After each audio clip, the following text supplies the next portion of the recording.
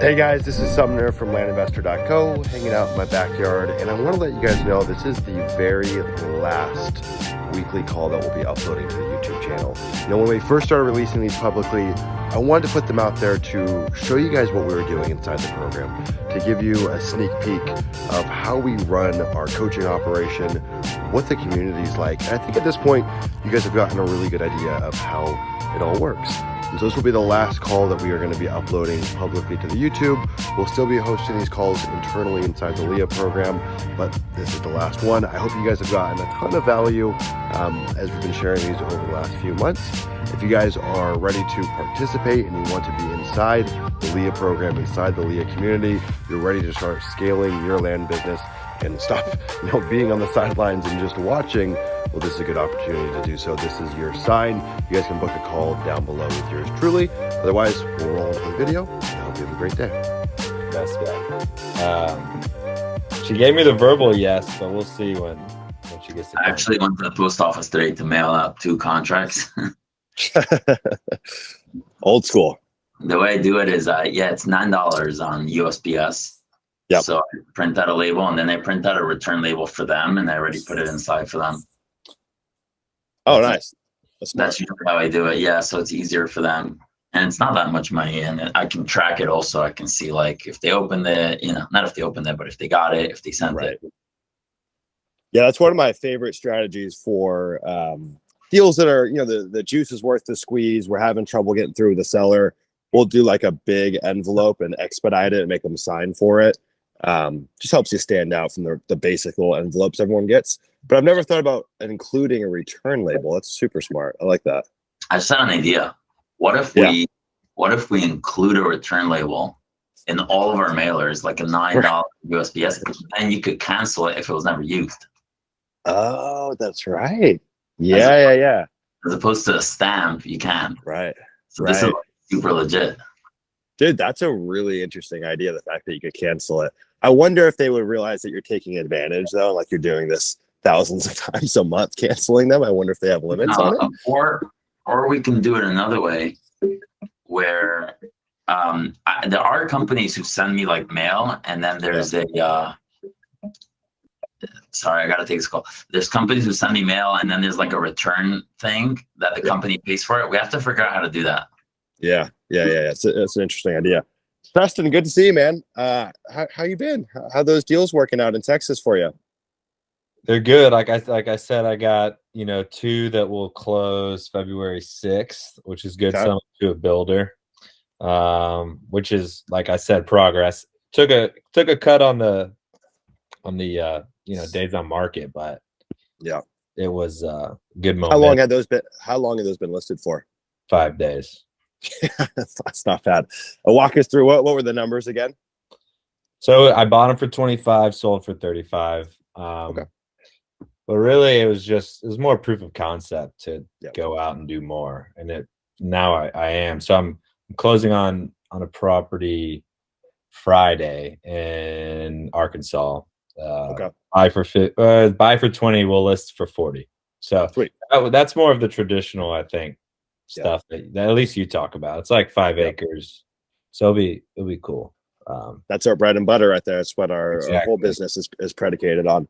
So those lots in Texas that you bought at 25, do you think you could have squeezed more margin out of them, or did you buy them a little too high? What's the story there? I mean, obviously 5 days is crazy short. No, I could have sold them for more. So I probably could have sold them, probably closer to 42, 40. Sweet. Yeah. So now you've got a really good data point too for when you go back and remail. You've got certainty that 35 will move quick, and then obviously you could squeeze out a little bit more. Sure. But now's your time to double dip. So when you hit this market, did you just hit a chunk of it, or did you mail the whole area? This was wild, man. I'm doing a lot better tracking my responses and leads. I think I sent 1,200 mailers and got seven responses, legit. And I 5 of those, I have 5 lots from just 1,200 mailers, which is kind of crazy. Wow. It's just sometimes to be like that. I've had campaigns that are pretty similar. I had one campaign where we sent out 375 pieces of mail to a pretty high end market. These were deals that were buying for 30, selling for 60. I think I got 3 deals from it. It would have been 4, but one guy, like right when we sent him the contract, it fell apart and he ghosted us. But sometimes it just hits, man. And and I think a lot of that, honestly, in my opinion, comes down to timing. You hit it when they got opened and the people were thinking about selling. Like sometimes they might have gotten a letter 2 weeks ago that planted the idea of selling, then years lands. It's like, direct mail is such a timing game.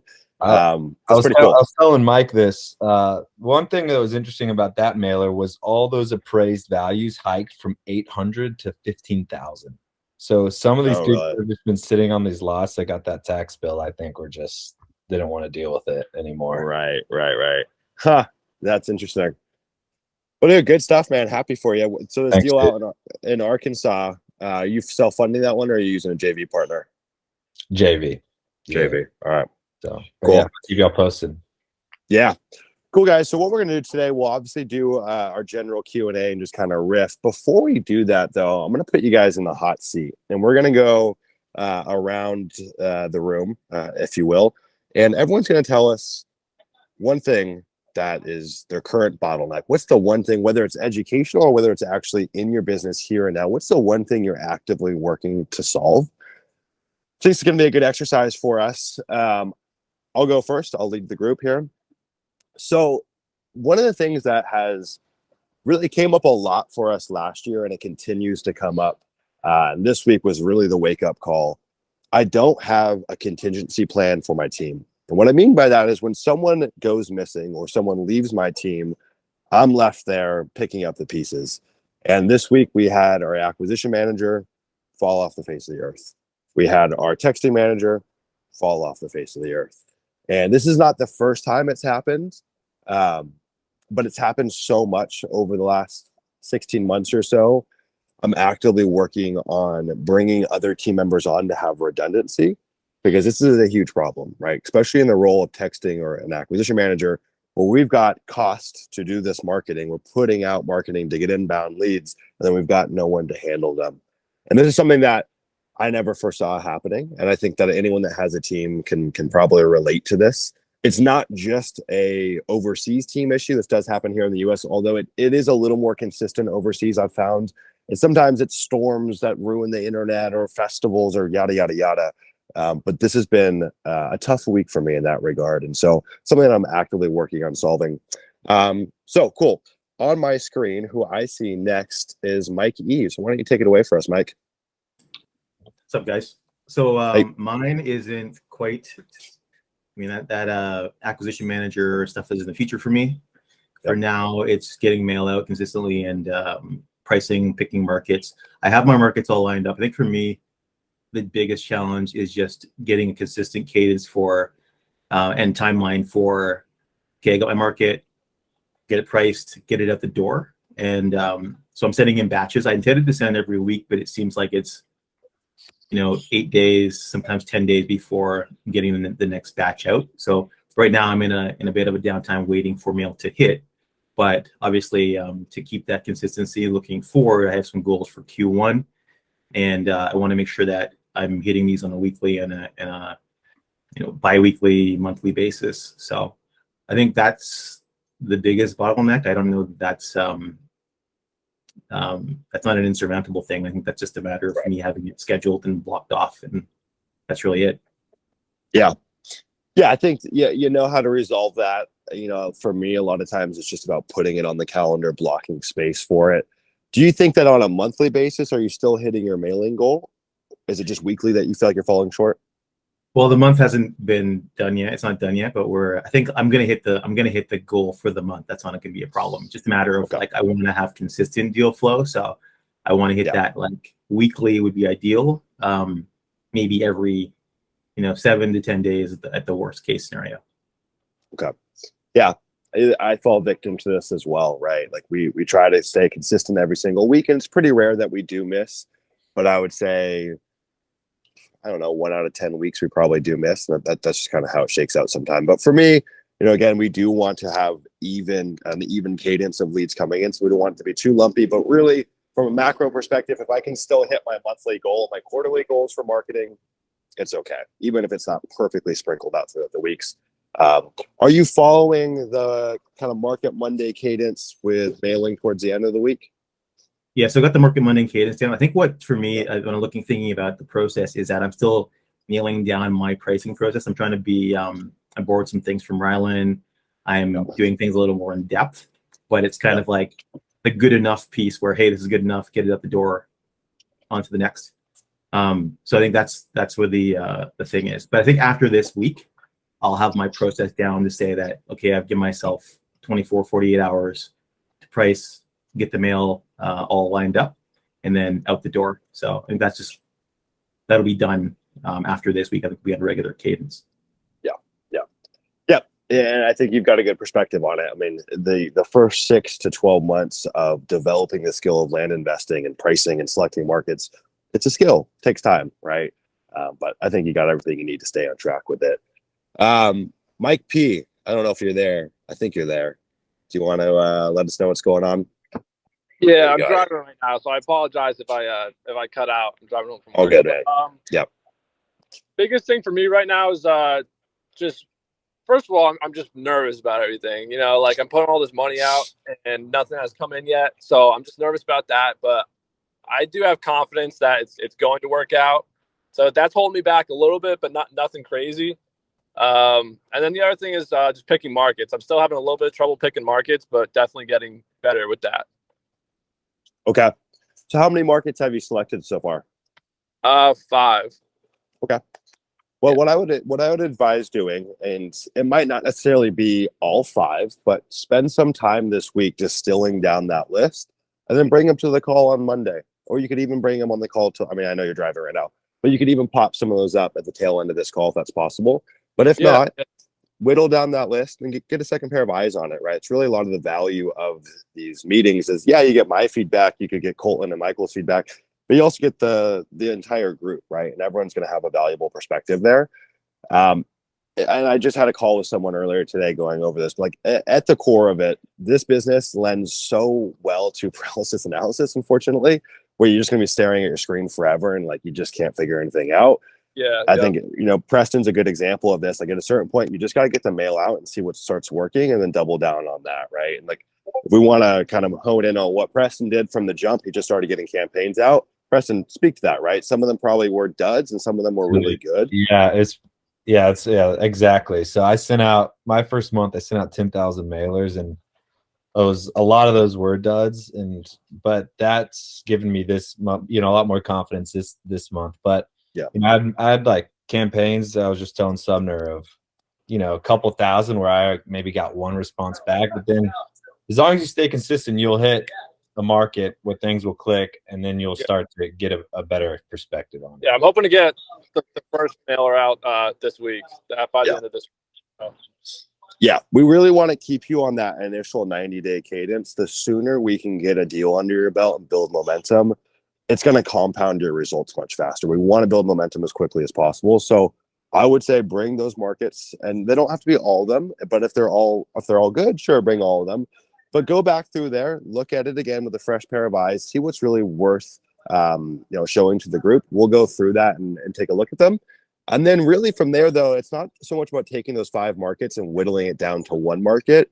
It's whittling it down to a few, because we do need like a split test or an A/B test or ABC test to figure out which one fares better, right? So at the end of the day, once we have that list whittled down, now we're going to move over to the micro mailer philosophy, drop a little piece of mail at each place, see what clicks, and then make a bigger mailing decision from there. So, good on you for building out a list of 5 markets. I know you've only been in here for coming up a little over 2 weeks, I reckon now. Yeah. So you're right on track, right? 90-day cadence tells us 2 weeks in, we need to start selecting markets. And by that 4th week, we need to start having campaigns out. So you're still on track, but we just want to make sure that we get you pulling that data sooner rather than later, because the pricing is also going to stump you. Like if you think the market research process is tricky, wait till you pull the data. Then you're gonna be like, Jesus, I don't know what to do here. So we want to get that happening sooner rather than later. But of course, we don't want you to pick duds. So bring them to the call. We'll take a look at them. All right, great. Cool. All right, Preston, how about you, man? What's going on? Yeah, so I think one of our first calls, you talked about that 80-20 rule, and you broke it down, you broke it down beautifully. I didn't know much about it, but I've been thinking about it more the last couple of days.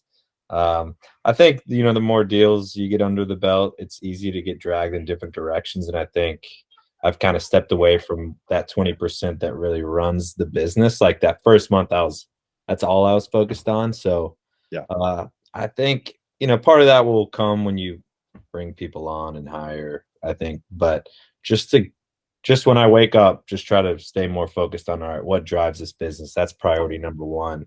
All this other stuff like an Actum application or whatever, like just you know, figure that out, you know, when the time comes. So it's a lot of noise, and that's super relevant. I was actually going to share this with the group last night.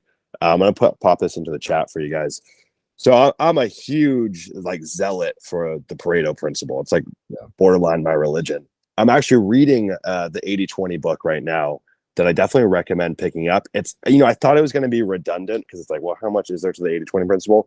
A lot of nuggets in there. I think so much of this carries over to what we do in this business, right? There's so few actions that really drive results, and it's so easy to get caught up in the minutia. Now, the minutia still needs to happen, right? When you're first starting out, unfortunately, you got to spend the time to get the Actum form filled out. That took me like 2 months to do, man, because I will just kick that can further and further down the road. And I really am mindful about prioritizing what matters first. So when I like designing how my day looks, it's like those levers that are going to drive results have to get pulled first, and then I'll do the minutia late at night or whenever.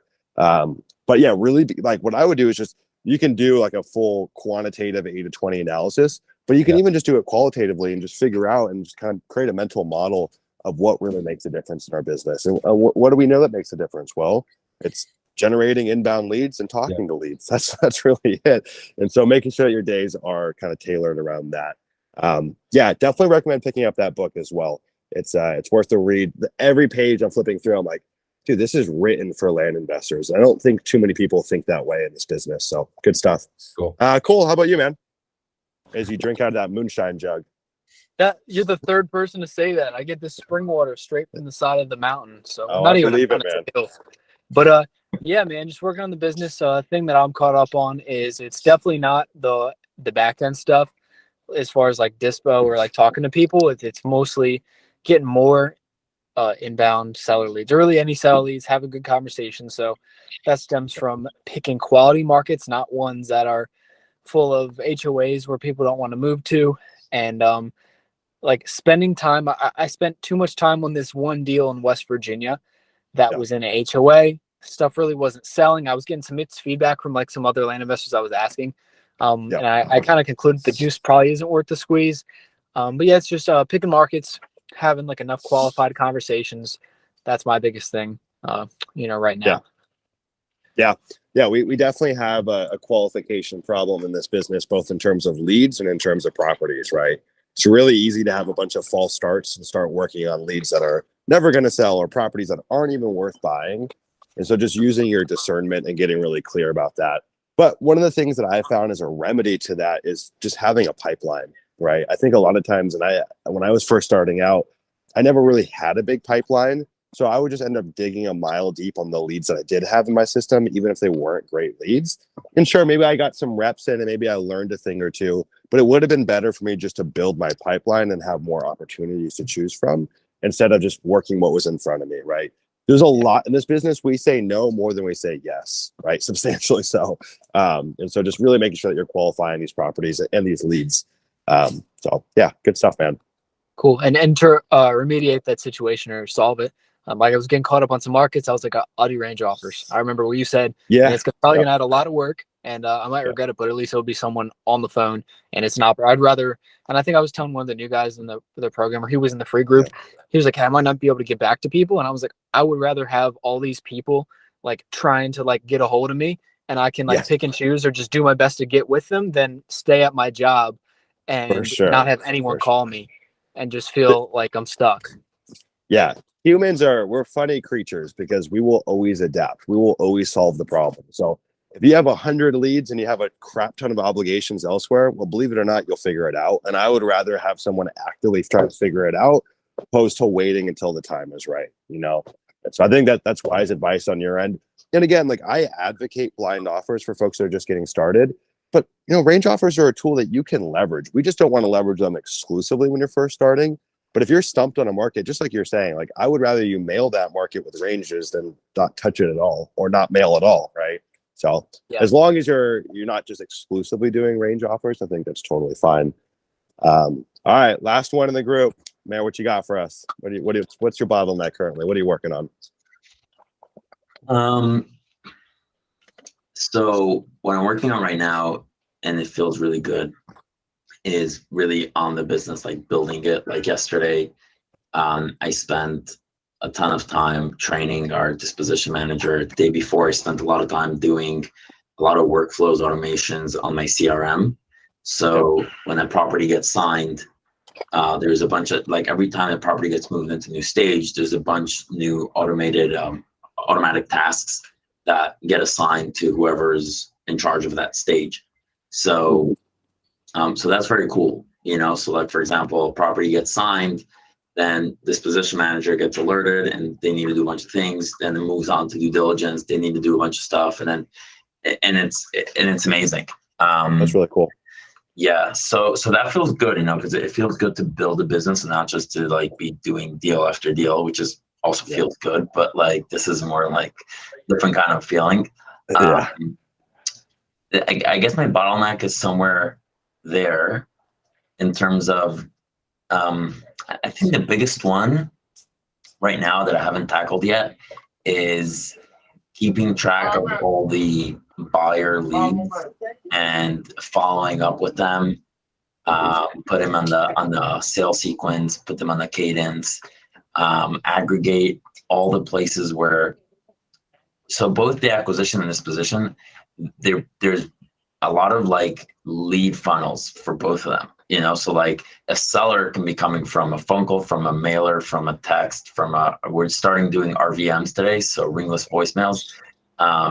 So there's like a lot going on the seller side, and then on the buying side, we have our properties listed in a million places. So, you know, to aggregate all of that, but especially the buyers, and then to make sure we touch base with them over and over again, it's proving to be a little bit difficult first for me to figure that out, and then to have to like simplify that for our dispo manager to do. So that's kind of what's on my like the big thing that I'm tackling right now. Another thing is also email.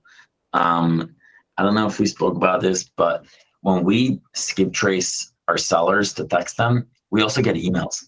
Yep. And email is free.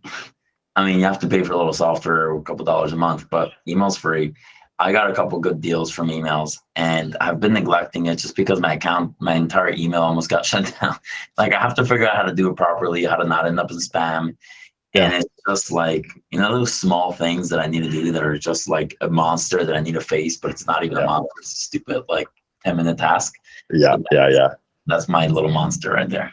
Yeah, dude. So I've toiled with email, and I've gotten a few deals from email. One of the cool workarounds that I found is, so I've used a lot of different things. I've used like Gmail plugins that will let you do mass email. I've done one-off emails.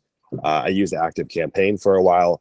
What I found that had the best deliverability rate, and I don't know, I never got flagged as spam, is actually using Follow Up Boss's mass email communication. So we would upload those leads in there under a campaign name, and then you can just send out to that campaign name. And we were getting about 50% open rates, which inside Active Campaign, we were getting like 15 to 20%. It was really low. So pretty stark difference. I like it. I think personally, I like more of a sniper approach with email. And it's a similar thing where we haven't baked it into our process, but I think there's some low-hanging fruit there to capture. You know, interestingly enough, some of our best deals from direct mail come from leads that email us. So they don't even go through Pat Live. So I know that our audience is active on email. So yeah, that's a good idea. Now, when it comes to the dispo side of things, are you guys using stages for buyer leads? What's that look like for you guys? Stages in terms of where the buyer is at. Yeah, so you could break it down just to like their qualification level or where they're at in the buyer's journey. No, I'm not there yet. Right now, I'm in the aggregating all the buyers. Okay. Yeah, that's something that made a big deal for us, just because like in this business, even if you're going after and doing higher end properties, you still get a good amount of leads, and a very few of them are actually qualified and worth having your team kind of hone in on. And so we just create some really simple decision walls that create stages in our CRM that then directs our team to know where they should be spending their time. A really simple one is just, do they open emails and do they respond to text and email? And that's like a different stage for each, but just simple stuff like that. We'll get a lot of leads who literally we'll send them, 50, 60 different pieces of communication over a year. They don't open one, they don't respond to one. And so it's like, how do we get rid of that? And then we're a big believer of like manual follow-up over automation, but there is a time and place just to kick those people off to automation. It's been a pretty big game changer for us. I really found that for the dispo side of this business, it's discernment on who you should be working with and how do you qualify right off the bat from like a quick kind of judgment call. And so that's been really, really helpful. But yeah, dude, good stuff. I mean, no matter what stage you're at in this business, there are always growing pains. And sometimes I feel like the growing pains honestly get worse the bigger you get. But yeah, they never go away. So if you guys are having challenges now, know that the challenges change over time, but there's always something to toil with. The to-do list never ends in this business. Hey, Rylan, so good to see you, man. We're doing a little round table right now on the biggest bottleneck in our business that we're actively working on. So I know you didn't have much time to doodle on it, but do you have any idea of like, what's the area that you feel like if you can unlock this, there's substantial growth to be had in your business currently? That was staying consistent with mail, and I've already unlocked it by hiring that guy. Yeah. I know it goes against everything It's okay. you advised me with, but yeah, I just think I do it differently. Yeah. In the way I do it, I like the way I do it. I think I make it more efficient with what I'm doing, and I think I do get really good deals doing it my method. So I did need somebody to help me do that. Yeah. And now I'm consistently hitting my weekly goals now. And like from there, it's like things will pan out. Like I'll figure out things from there, but I did need somebody doing this because it took so much mental capacity. So yeah, break that down for us. So your acquisition manager is prepping the Google My Maps. Are they also there going and pricing the data, or is that for you? He's also pricing the data. And he's been accurate so far? Yeah. That's awesome, man. That's really cool. I built like a whole course for him to do it. Yeah. So basically like the only thing I'm doing is choosing the markets, and then he does all the exporting and everything. Sweet. So like this week he's just been learning how to do it, but now he's got it down. So dude, that's really cool. Yeah. So it's pretty relevant to something that we're working on right now. Different in the sense that we're dividing up the role, but Rylan and I have had a data analyst that we've kind of shared for just some high level work. And so we've been working on bringing him on to do the pricing and Google My Maps as well, which is a huge lift. And it definitely takes time to get someone ramped up and proficient at it. We're definitely not there yet, but really, really valuable to have in your business. I do think there's a time and place to separate that role, but you'll cross that bridge when you get there. What kind of mail goal are you guys hitting on a weekly basis currently? 3,000. Sweet. Yeah. That's awesome, man. Good stuff. All right, cool, guys. Well, that was a fun little exercise. One thing before we dive into the Q&A. So I have booked a sales trainer for us that's going to come speak to the group. They've been in the wholesale world and sub-2 world for years. They actually used to be the sales trainer for Pace Morby's sub-2. Cole, you might even know this guy. And so he's going to come and speak to the group. And so what I wanted to flesh out here is a date and time that worked best for you guys. We could do it on one of our weekly calls, but I don't want to kind of hog that time. If you guys feel like it's valuable to keep our call schedule, we can do so and then bake it in on a separate day. So just want to figure out, ideally, we're looking to do this end of January or beginning of February. So you guys can tell me on the call, you guys can send me a note separately of a date and time that would work best for you guys roughly.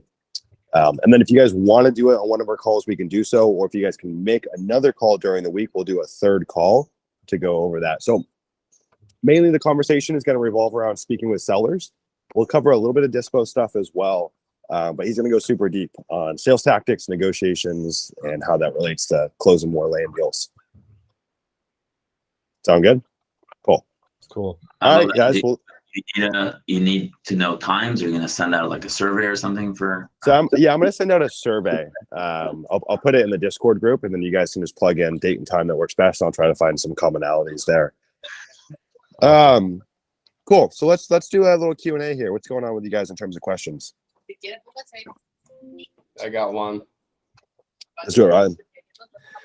So notarizing documents, I'm still going the old-fashioned way and going to the UPS store and going to my bank. My bank's not allowed to do it, but this one does it for some reason. Do you guys use online ones completely now, or what are you guys doing? I do for some. Like in Arizona, we exclusively use online ones. Obviously, like in California, we can't. So it is state dependent. I would say for us, it's 50-50 for online versus in person. So I still use UPS from time to time, or I'll have a mobile notary just come to my house. And I found a guy that's relatively affordable. So I like, obviously, when they can come to me. The trouble is that I have found is that like if you just go find any old mobile notary, they can be super expensive, especially for like here in San Diego, we could drop $300 to get a mobile notary to us. So I found a guy that lives a few miles from me, and it's like $75. And so yeah, for me it's a toss up. I think it really depends on what states you're working in. But yeah, I do like the online notary. I mean, it works seamlessly. Where can I look to see if I can do it in the state? I'll share that with you here in the chat. And then which online notary do you use? Is there a I think it's literally called notary.com. No, so notarize.com. Notarize.com. Experience, Rylan. It really depends on the title company. Like some title companies, so I always ask, could I use notarize.com? It's $25. I do it here for my computer. I don't need to leave. I print the PDF, whatever, and I send it over. If they say yes, that's amazing. If they say no, I ask again. I push back. I say it's a lot safer to do notarize.com than to do regular notary, because notarize.com, first of all, records the video, records your ID, records everything, as opposed to like a regular notary. You can go with a fake ID and sell someone else's property and they have no clue, right? So it's a lot safer to do notarize.com. Now, there's times like one level stricter than that is a notary that won't let you use notarize.com. And the level stricter than that, AKA California, is they have to send you their own notary, right? Like they have to vet their own notary, and then they bake that into your closing costs, and it's like $200. So notarize.com is $25, and notarycafe.com is where you can book a notary to come to you or to go to a seller. So let's say you're self-closing or whatever, notarycafe.com. If you're self-closing, which I only did once for like a super cheap property that I sold to the next door neighbor. What you do is you send a certified check to the notary, right? You mail it to them. You say, hey, go to this guy, get this guy to notarize and give them the check. So notarycafe.com usually works for that. Okay. That's right. Yeah. So I got a closing that we're doing today. Similar story where it's like they are at the top level of being annoying, where they will only let us use the notary that they send to us. Which, yes, is convenient, but usually very expensive. You can push back, but in most cases they just flat out say no. So I don't know if that's something that you've been running into as well. But yeah. I mean, test the waters, and it could also be something that you use to qualify a title company before using them. Just ask them from the jump, hey, do you allow online notaries? So yeah. Cool. Thanks. Yeah. Who else has got questions here? I got a question. Mike. It's related to mail campaigns. So I'm wondering, when you guys go into new states, are you changing your mailing address, like your traveling mailbox? Do you use a local number on those campaigns? Do you find that there's any difference in response rates? I wonder what the data looks like and what your best practices are. Yeah. So when it comes to my address, no. Inside launch control, you can get different area codes, which we've played around with. I didn't see a huge difference between it. Some people swear by it, but no, I haven't done it for mailing addresses. To be honest, we mail so many different states that it would be kind of a nightmare to set up, I think. But when it comes to the numbers, if you're doing like cold texting, that's pretty easy to set up. In terms of like your internal company number, we just have it so it's aligned with where our address is. I just think you want to keep it consistent. I don't know if anyone can speak to split testing that. I personally have not seen a huge difference, but go ahead, Mayor. So I tried doing that. I tried getting fancy and getting like every state I went, getting like a new number and a new like virtual mailing address. It got so complicated so quickly. I've worked on like 10, 15 states in the past year alone, and people started getting super sketchy. Like, okay, your phone number that you texted me is Tennessee, but you're located in California, and your mailing address is from here. And like, where the hell are you? And I almost lost the deal because of that. So right now, I just do everything from California. I'm very straight up with people. I live in California. I'm an investor throughout the US. Keeps it simple, keeps it honest, direct. I do have my my company based in Tennessee for tax purposes, but aside for that, like it's all just in one place. Also, you don't want to close your virtual mailing address, right? Once you're done with that state, let's say, because what if somebody half a year later sends you a letter, you lost it? You know what I mean? And you're not going to keep a bunch of virtual mail, $10 a month all over the country because it's just a waste of money. So I don't think it's a good idea. Yeah, I think from my perspective, like just as like a marketing principle, I think consistency in terms of keeping everything aligned from start to finish is more beneficial than having an area code or address that's relevant to them, right? The reality is if you do a deal with someone, it's going to come up at some point that you don't live there. And like Mayor experience, that could cause more friction and honestly could hurt you. I just think too that like, yeah, every now and again you get someone that's like, get out of here, you Californian, how dare you try to buy my mail? Those guys are never going to do a deal with us to begin with. You know what I mean? So the people that actually want to do a deal, it's never caused an issue. People do bring it up, but those are the ones that are just shitheads, to be honest, and we're going to cause problems no matter what. So I don't think it's a huge deal breaker. I think that like, I know a guy that specifically works in one market in Colorado. And so like, if you're like really integrated in one place and you don't live in that state, I mean, maybe there's going to be some benefit you could eke out from that. But if you're working in multiple states, I would say scrap it. Got it. Cool. Yeah. One quick follow-up, just unrelated question, but just really digging deep into business metrics and making sure that I'm set up properly at the gate. I know we were the course is all kind of aligned with the follow-up boss for the CRM. You mentioned Sumner the other week, I think alluded to maybe a potential Pebble relationship or potentially setting up with Pebble. So I'm just wondering if that's still on the horizon or what would be the best direction to go in. Yeah. So are you looking to select a CRM currently? Yeah, I'm just using Airtable, like a customized like layer on top, and I think that I want to jump into either the follow-up bus or whatever we're going to go forward with. So yeah. So I've been working with Jesse now for about 3 weeks, I think, something along those lines. Mm-hmm. And so for me, from a personal perspective, like I'm not going to go and stick my flag in a CRM that I haven't used thoroughly and be like, this is the one to use. So my plan is to utilize it for a quarter. On paper, it has a lot of the same components that you can find inside Follow Up Boss. There are some kind of like user interface differences, but you can do a lot of the same thing. They've really caught up to the times, and you can call, you can text out of it, all that good stuff. The only reason that we would pivot to his CRM is really because there is a copy and paste function. So we could literally copy and paste our systems into everyone's business, which is pretty exciting. That doesn't exist in Follow Up Boss currently. Now, if you're like looking to make a decision and you're kind of holding out to figure out what direction you want to go in, there's going to be some latency there in terms of until I really have a fleshed out opinion on it. The reality is if you do start with Follow Up Boss, for example, I guess to retrack. If you are going to make a decision, I would go with Follow Up Boss.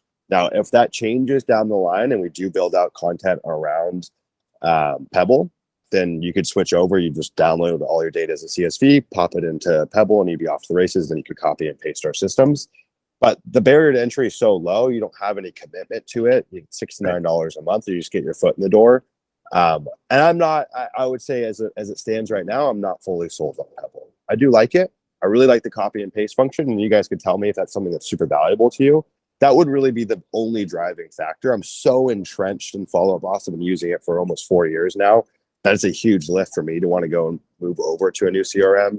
But that would be the only push, is if that is a value to the group, right?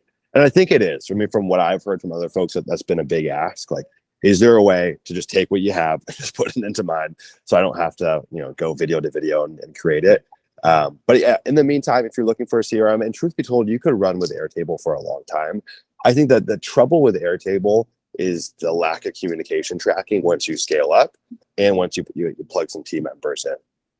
So if you were looking for a CRM, I would start with Follow Up Boss for the time being. I would say by quarter two, we'll probably have more of like an indication of what direction we're going to go in. Cool. Last thing is that drip email feature. What do you think of that? Like that was kind of appealing in terms of being able to change pricing on the fly. Yeah, the drip mail stuff is kind of interesting. I don't think I'm gonna. I don't know. I don't know if I would leave Rocket Print and Mail, but it's a cool feature. It's certainly. I don't actually, to be honest, I think a lot of land investors bring that up, like how cool that is. I don't think it's something that we would really utilize. Just like the way we're building out our data analytics team and how they're doing the mailings and whatnot, I just don't think it would really relate.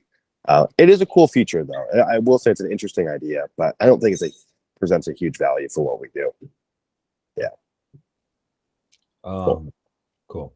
Quick question on my end, kind of rookie question. But surveys, especially for the rural rec stuff, how often do you see buyers asking for those? Do you ever pay for those? Do you ever split the cost for those?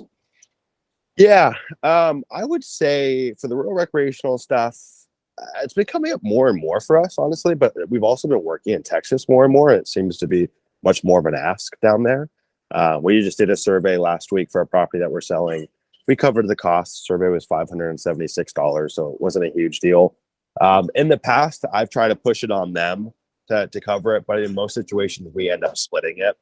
Now, if the offer warrants it, it's a great offer and we're selling it quickly, I have no problem doing that. We'll push back, though. They're trying to get us to cover it. I typically will push back. We had a really sweet offer, though, on a property, the one that we did last week. And so for $576, that's okay. I'll do it. Yeah. How long did that take to get? How long did that take? Dude, that was the fastest survey I've ever had done. It was less than five business days. It was crazy fast. Now, typically, the situations where we have surveys being requested, it's typically by the buyer has a realtor. And so it's not like just a Joe Blow buyer that reaches out to us on land.com or buys a property from our website. And usually the realtor will push them for a contact. So like, hey, you want a survey? Well, you go find a great contact, right? And they're motivated to get the deal done quickly as well. So they'll typically find someone that's pretty expedient. I would say in like the last few months, so we've done more than we ever have. But we've also been working in Texas more than we have. Yeah. But in a lot of other states, it's never come up. Okay. But I think if you're looking at what subtype is it going to be most popular on, rural recreational for sure. Yeah. It's going to be super common. But even like we had like a 45 acre property that we got a survey on. And I think that cost us $1,500 or something like that. So it's not uber expensive. The trouble I've had with it though in other states is that it's just so damn slow. Like we had some rural properties in Arizona. The quotes I was getting were like 3 months to get it done. That's just ridiculous. Yeah. So yeah, have you had any buyers bringing that up? Yeah, I had the builder bring it up. He wanted me to pay for it. He's going to take care of it. It's no big deal. But yeah, I was just curious. Cool. Yeah. You can always push back, and usually if they want to get the deal done, they'll either cover it or split it. Gotcha. Yeah. The deal we're working on right now, the survey for the 25 acres, it was like $345. After taxes, it was like around $5,000, $5,500, something like that. That's why we pushed it off to the buyer. Yep. And how quick did they get the survey done? Are they still doing it? So they're gonna do it in 1 to 2 weeks. I talked to 3 people. Pretty much, some people said 3 weeks, and then 1 to 2. And yeah. Okay. Cool. Yeah, it's not bad. You guys have bites on the other properties, the other ones that you subdivided? So it's interesting because they marked the listing as under contract because the 20 acre one's on the contract. So I just have to pay for another listing, which is you have more real estate on the search results anyway. Right. What's interesting about the survey though is that the agent just texted me. She's like, yeah, usually just it's paid during like by title at closing. Like I've been laying out money for all the surveys and then like getting reimbursed, but apparently you can just like the surveyors are cool with them just getting paid at closing, which is interesting. Interesting. Yeah, They told me 30 days. 30 days. That's like standard. They're like, yeah, as long as you get us paid 30 days, and they'll only do it if it's through the title company. Right. Yeah. Come to think of it, actually, the deal that we did last week, they're getting paid out at closing as well. So Cool. not too shabby.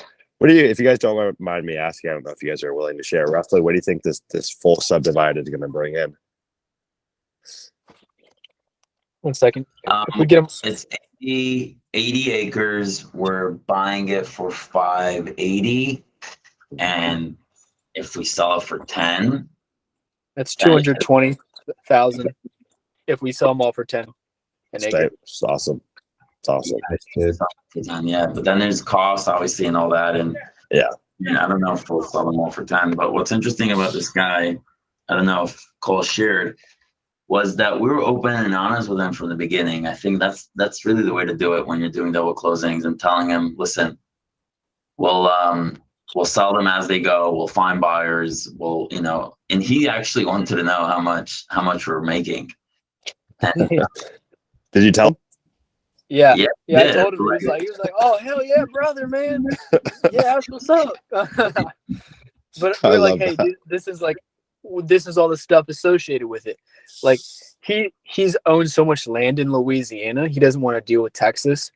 Just the amount of work we're doing for, say, this 120-acre parcel. If he has, 30 other ones, he's like, you know what? I'm gonna focus on mine, and y'all can do your thing, and I just won't have one less thing I have to worry about, and that's the way he looks at it. Yeah. I think if you're getting them paid with the price they want with good terms, it's like, what do they really care if they're reasonable? That's awesome. Sure. It's a great first deal. What's also interesting, he's like, well, I'm going to have all this money. What am I going to do with it? I said, well, we can, help you buy other deals. Hopefully we'll recycle that a couple times. That's awesome. Yeah, you might have a deal funding partner out of it too. That's great. Is he trying to? I just sold like 130 acres to a guy in Nevada. Yeah. And you had to pull out money. Like you have to get a whole thing with the bank. So he just got a ton of money from the bank to buy this property that I sold him. And now he has more money and he wants more properties. So I'm thinking of doing a campaign just for him, like I did once for a different guy. Yeah. Like I already have a buyer and he knows exactly how much he wants to pay per acre. And he knows he wants them, and he has the money. I saw the money. Like he freaking got it, Yeah. That's funny. Typically what I do, but hey, why not? It's the power of double closing, man. That's awesome. Just connect the dots for them. Yeah. Cool. Who else has got questions here?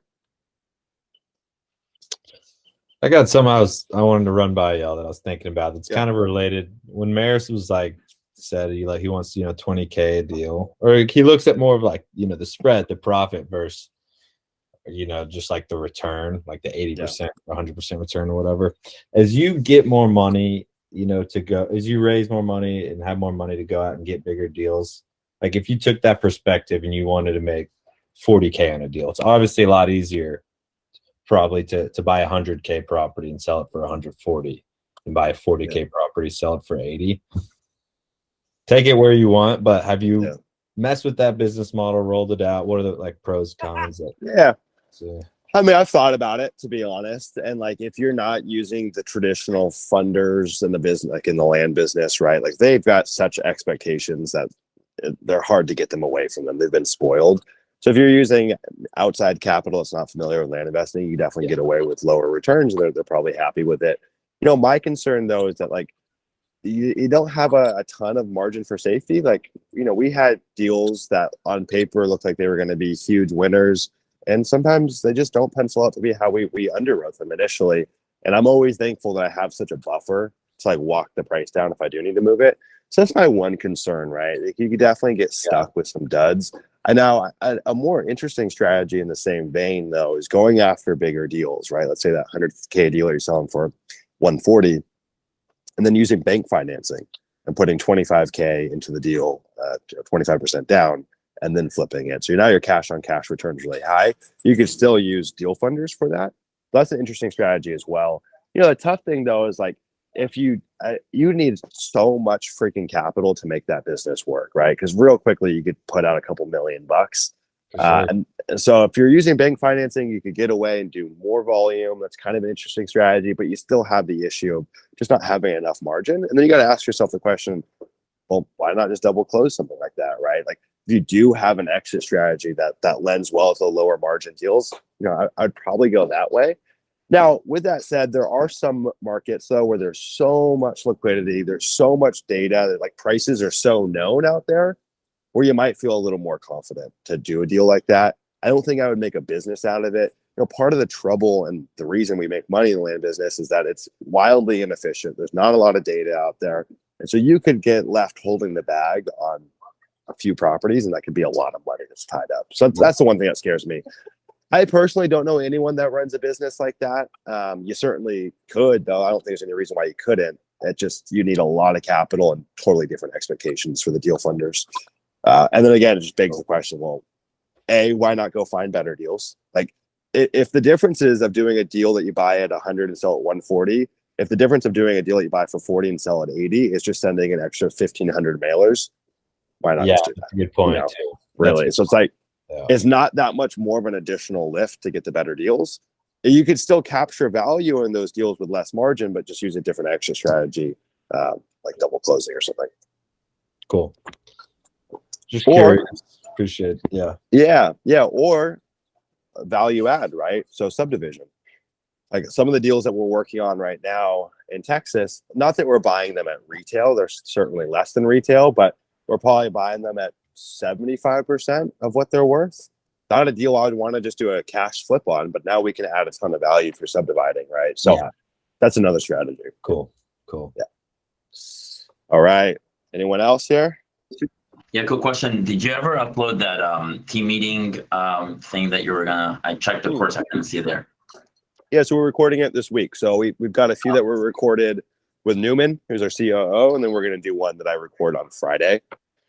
So you'll see the difference. There's really not gonna be much of a difference. But we're gonna do that. That should be uploaded next week. Now, there is a caveat though. Our acquisition manager has fallen off the face of the earth. So that's a very unforeseen event. But she hasn't been in all week. So it'll look a little different in that sense. And I can, if you guys want, we can always wait till she's back in or till we have someone else in. Didn't foresee that happening. I'm also going to lay out just a general like script / talking points that we use for the call. Really the goal with these calls though is like morale boosting, holding people accountable. So if on Monday you said you're going to talk to the seller, well, we're going to follow up and see if they actually did that, and then laying out their game plan for the day. These calls should be pretty damn short. They usually don't run more than 15 minutes. And I think there's a world where you don't need to do it daily, to be honest. You could do it twice weekly or once weekly. But we've got so many different irons in the fire at a given time that daily felt valuable. Sorry, there's a Harley Davidson in the background. Well, anything else before we wrap up this call? Mike, looks like you're back home now. Yeah, would you want to do a quick market review, or do you want me to wait for Monday? No, we can do one of them. All right, how do you want me to I have like the Redfin link to like the area, if you want me to send that in the chat, or how do you want me to do it? Sure, yeah, pop that in. Mike, was it you and I that did a market review together on our first call before you joined? Yeah, you did. And did you pick that market? What? Did you pick that? Did you pick that market? Well, I mailed that before I got into this. So yeah. Cool. Yeah, pop it into the chat here. Hey, for this Sumner, clearing, who's that sales guy that you were saying is coming in? Yeah, so for the Leah program? Yeah, you said there was one from the Sub2 group. Oh, you mean the guest speaker? Yeah. Yeah, let me get his name pulled up. I think it's Dennis Yasko, I think is his last name. Let me see. His name is Dennis Yasko. Yosco. Yes, I haven't talked to Dennis yet. That sounds good. Yeah, it should be fun. All right, let me get this pulled up here and I'll share my screen. Dun dun dun. All right, Mike. So kind of walk us through what you're seeing, and I'm gonna get this all pulled up here. All right. So I was looking at here. I think I have it up. So it's Cumberland Cove. It's a HOA. Is it just this little pocket up here by Monterey? Going back. Hold You know on. what's funny is Monterey is the name of the town I was born and raised in. All right, looks like Oh, it's this really? little subdivision Yeah. right here. Yeah. Yeah, just south. I can't see your screen yet, but it's just south of Monterey. Can everyone I else was see? looking at Can 4 to 6. everyone else see my screen? Yeah. Yeah. Yep. Okay. Yeah, cool. I can see it. Yep, that's it right there. I was looking at 4 to 6 acres just 4 to 6 acres. I got like 630 units, I guess you'd say, on dotted tree. So let's just to start though. Let's keep the data clean. Let's not put any more filters on it. So let's just see what's going on out here from a total demand perspective. So I don't want to start filtering this data down until I get a kind of a bird's eye view on everything that's going on. So Okay. because we want to figure out, well, is this even a place where things are happening, right? So, and of course, Redfin. Come on. Am I the Last only month, I one think that it was like that 7 or 8 for Redfin- sale currently. 7 or 8? Okay. Hold on. I'm going to have to pull this up my own. The other thing I noticed that was weird is there was a lot more for sale on Zillow in this market than Redfin for some reason. Really? Like- That is weird. Like twice as much almost. Okay. Cool.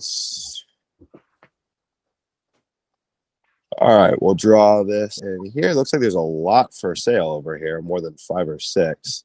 We got 43 properties for sale. Oh. We Well, got yeah, I some guess. that Yeah. some that are across the road, but it's like there's just that one property. So for the most part, 42 properties or so that are listed in here. Let's go newest. Let's go down to the last page. So this property has been up for 498 days. So definitely a red flag in my book. 364 days. Okay, there's a lot of old inventory out here. Let's go see what's happening. Golly, Redfin, I tell you what. This is making for great content for you guys. I'm sorry. I don't know why it always wants to do this. Hey, Mike, can you get this pulled up on your screen and tell me what you're seeing? For some reason, the sold filter is not working for me. Sure. Let me know what you're seeing selling on a 1 month, 3 month, and 6 month basis. Okay, with no filters, correct? Yeah. Okay. Just make sure you have just land selected. Yep.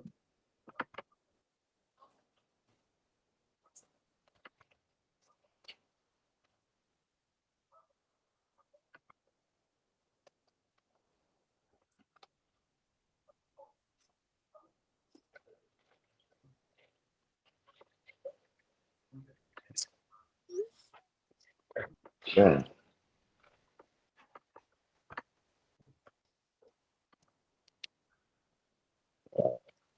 Sure.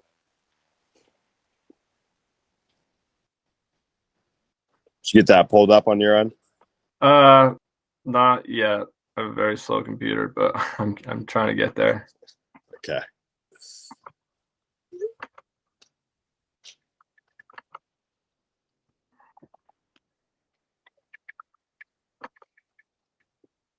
Am I the only one that has issues with Redfin daily? No. It's so annoying. God damn. All right. So sold in last 3 months is 12. Okay. Last 1 month is 5. Okay. What's the other one you said? You want me to go a week or 6 months? 6 months. Okay. 6 months is 26. Okay, so you're turning over about 11% a month. I think that's 27% every 3 months. How much sold in 6 months? 26 in 6 months. 26. Okay, so about 60%. Yeah, I mean the sell-through rate's not terrible. It's definitely concerning that there's so many properties actively listed and there's a lot that haven't moved. It could be pricing issues. So for the ones that you're seeing that are selling through, are there any commonalities there in terms of size or anything along those lines, or certain portions of the subdivision? Sometimes you'll see in some. Yeah, go ahead. Sorry, keep going. Most I saw that were getting sold were like in the 4 acres range, but All right, 4 acres wasn't and really above. trying to pay attention to that. Gotcha. Okay. And then what are you seeing for a typical price in the 4 acres for selling? I think when I averaged all the comps for 4 acres, it was like 7,300. Let me see if I have that per acre. 7,300 per acre. Okay. So then if we go here and say, hey, what is that? 7,300 times 4, we're at 30,000. So if we go up here and say, hey, 30,000. Man, this thing is not want to work for me. I might have to send you a note separately. I don't know why this is not working. But what I would want to figure out is if there's anything listed that even resembles that. Yeah, I'm gonna have to share this with you after. I'm gonna figure out what's going on with Redfin. Before we hop off here, though, just give me a little bit of a rundown. What did you like about this market? Well, I was looking. I think I was just looking at general area, and I had a price range set that I wanted to look at properties. And with that price range set, that subdivision looked like it was doing really good. And then I also was just looking for something that would be a little bit easier to price. That had properties that were pretty similar, and this had that. So that's what attracted me. And what's the HOA look like out here? I have it written down. I think it's like $10 a month, and then 1,500 square foot minimum. That's 1,500 square foot minimum. All I remember. Okay, so let's go. I got to pull it up on Zillow here. So 5.4 acres at 30. Yeah, it looks like 30 or so for a 4 to 5 acres. Pretty typical. Now, if we go back and look at Redfin, of course, this isn't going to work, but let's go here. Let's go look at what's listed. So I think you're right about the lots that are in the 4 acre range. We'll go just 2 to 10. We'll go price low to high. This is at 20, 25, 30, 40 days. Let's see what kind of engagements is getting. 156. Yeah, it's weird. There's a lot of lots here that are priced right based on what we're seeing that's turning over. So what you can find in the subdivisions is that there can be different units of the subdivision, some of those being more desirable. There can also be different parts of the subdivision that are more desirable, even if there aren't different units. I would go through and really look with a fine-tooth comb to why are all these lots that are priced correctly, right? 34 grand for a 4 acre, that looks like it's priced perfectly. It's been up for 152 days, 46 views, 5 saves. Is it because it's not cleared? What's going on here? When we go look at the stuff that's sold, now we got to try to figure out some kind of commonalities between those as well, right? So let's just go newest. It's why did this sell at 32, but all these other properties are sitting at 32 and not selling? So Cumberland Cove, Cookville's property offers good billing code, blah, blah, blah, blah. So how long did this sit for? Sold in less than a month. What about this one? I had to verify all measurements. Yeah, I mean, so from the jump, I don't love this market. I mean, look at this property here, right? This thing was listed in 2021 and sold at the end of 2022. Markets like this where there's so much supply, that's just a red flag in my book. It's a red flag. It's also a little bit troublesome just to get engagement on your listing. And the thing is that in a market like this, you would expect to see a pretty big disparity between what's listed and what's selling, like a big price discrepancy, right? But when we go and see what's listed, I mean, everything is priced pretty damn good, Yeah. So, and I can't find anything that's radically different between the two. You could go through and try to figure out, are these listed in different areas? Is that the problem? Let's go see. This is a 4 acre at 29.9. It's a great deal. Decent views, not a lot of saves though. This is listed right. 7 days, 42 views, 2 saves. I don't know. Yeah, I would say I don't like this. Okay. Could you do a deal here? Could you make money? Probably. But all things being equal, there's better places to send mail, in my opinion. There's just a little too much supply, and there's something fishy with this pricing. I just can't find a whole lot of difference. Yeah, I was thinking the same thing. It was weird, like you said, like things were selling at what they were supposed to sell at, and then other things just weren't for some reason. Yeah, and you could go and look and try to figure out, like, okay, are all the sales happening in a little bit of a cluster of the subdivision, and all the listed ones are in a different cluster? I've seen that happen a lot. But I think there's just too much supply on here that's just sitting for too long. Now, you look at a property like this, and you could reasonably say, well, yeah, this one's probably sitting because it's a horrible listing, right? But a lot of these are okay listings. They're priced right. And some of these have been up for over a year. And we go price low to high. 152 days, that seems like it's priced right. Same thing here, 40 days. I don't know. Look at this. This seems like it's 440 days with 93 views. Has natural gas, fiber optic internet, 3 private park. Yeah, I think you could find better markets. So if we can go through the other ones on next week's call, but I would say just entirely give this one the kibosh. I would just remove it. Glad I had you look it over. Sure. Yeah, glad you didn't send mail there. All right, guys. Good seeing everyone. I'll see you guys here on Monday. I'll drop that the form inside Discord for scheduling the sales call. All right. Bye, guys. Yeah. See ya.